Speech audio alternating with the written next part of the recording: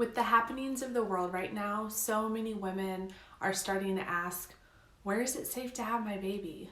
Where do I give birth? With this pandemic, a lot of women are no longer feeling confident or sure about the birth plan that they already have.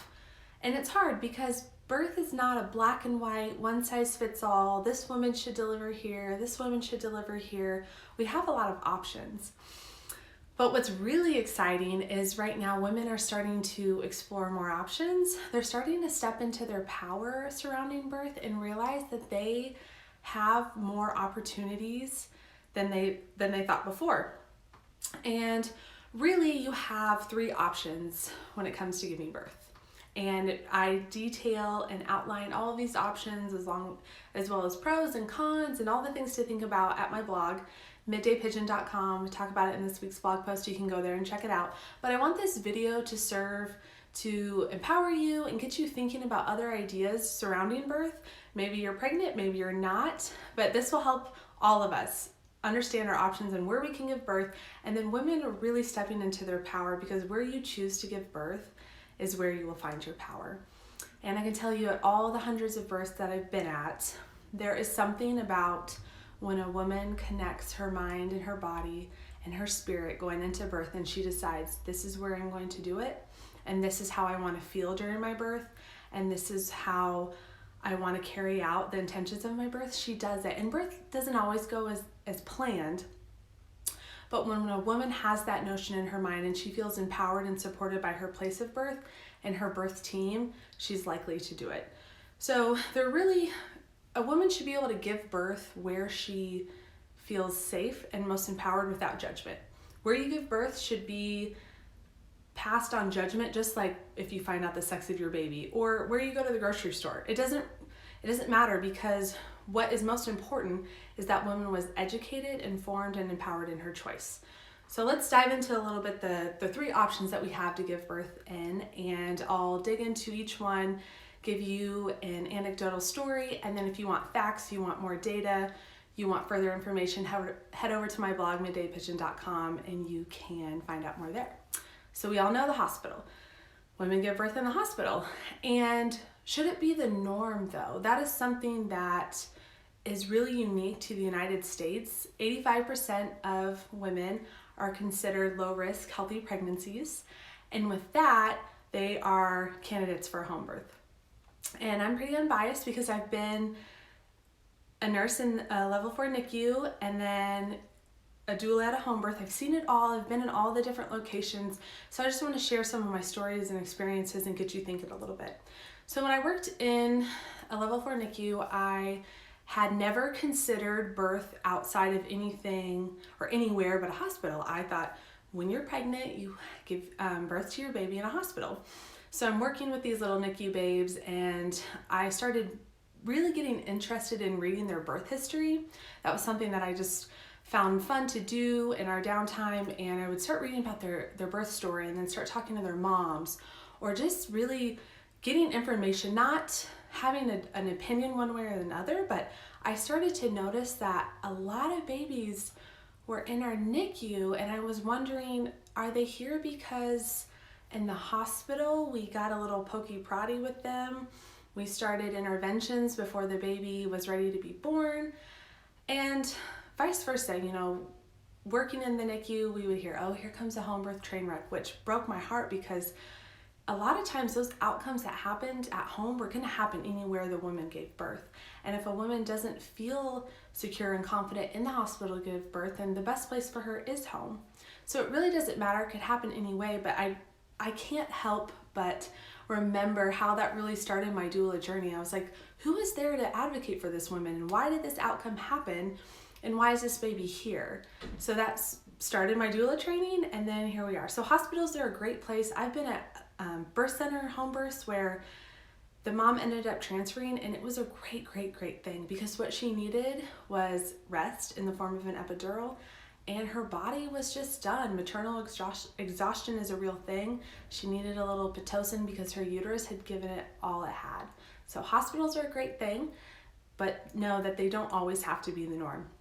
We also have birth centers as an option to give birth in, and they are kind of like the best of both worlds. Think about you're deciding between a hospital and a home birth, you're kind of going to give birth. It's like a hotel. You go into a really nice facility, it's beautiful, and the care there is a little bit different. So working with midwives when I had only worked with OBs previously really opened my eyes and inspired me about birth, because I grew up on a farm and my dad he is a veterinarian, so we had large animals, and I grew up watching sheep give birth, cattle give birth, and it was a totally normal process. And the rule of thumb was leave the mamas alone, give them their safe environment, give them what they need, the support, whatever they need in the environment to give birth, and their body will do what it needs to do.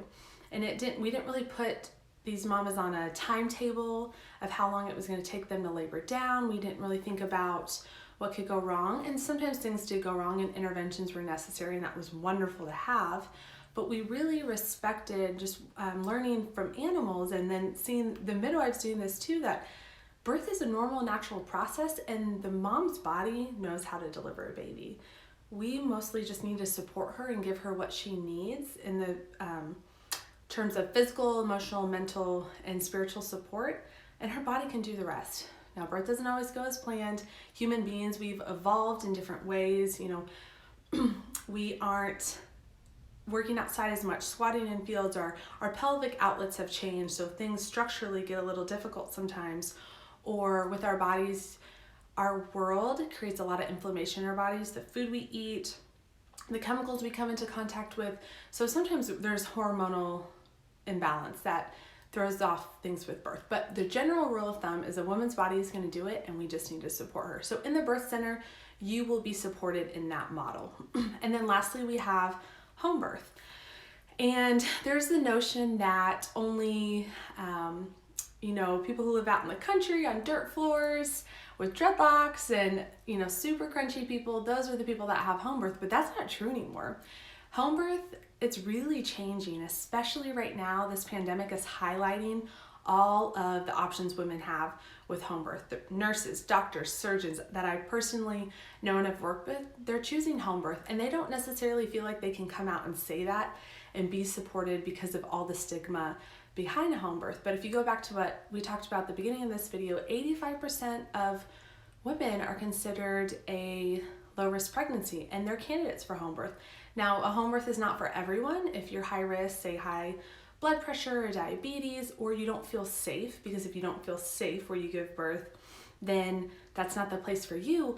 But with this pandemic, women are like, oh, maybe the hospital isn't the best option. And I'm so excited to see a lot of mamas uncover options they didn't think they had and kind of step into their power, like, my body is made to do this. And having the right support at your home birth is the most important thing. So having a team of midwives that you love and trust, I can give you recommendations if you're in the Kansas City area all day long. The city is full of amazing midwives, as well as doulas. So a doula is super important to have wherever you give birth. And let me tell you why. And right now, unfortunately, doulas are not going into hospitals with partners. Most hospitals are just not allowing them. And then some hospitals, I'm gonna bite my tongue really hard on this, and on my opinion, are not even allowing partner support. I think that's criminal. But so if you want a doula and you want a support squad with you at your birth, you need to think about where can I give birth? And that's gonna look like birth center and home birth right now with the current implementations in place from the pandemic. What does the doula do if you're new to this, or you were planning on giving birth in the hospital and hadn't really thought much into it?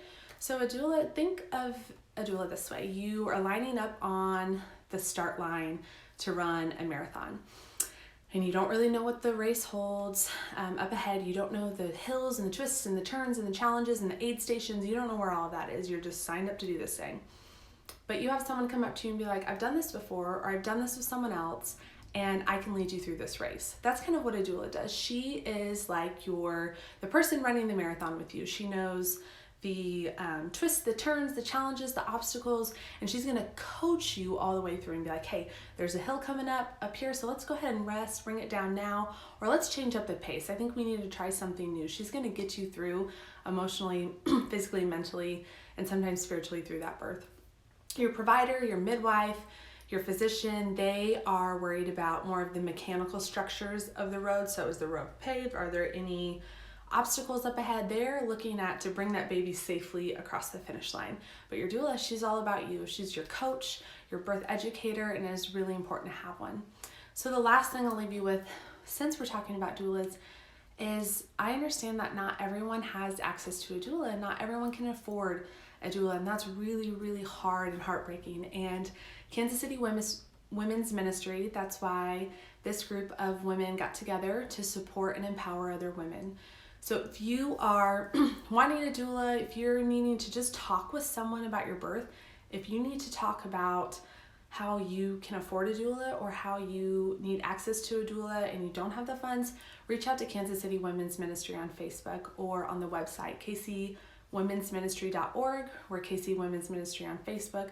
Let's just have a dialogue and help you discover where is the best place for you to give birth, who could be there to support you. If you want more evidence-based options, we can talk with you about the facts, the data, if you love all that as well. And then if you want to read more about this topic, I really dive deep, talk about all 3 options that you have to give birth, my experiences, some stories that I have on my own on my blog, middaypigeon.com. So if you guys have any questions, be sure to drop them below in the comments. Like this, share this, send this in your mom's groups. I know a lot of people are talking about, where do I give birth?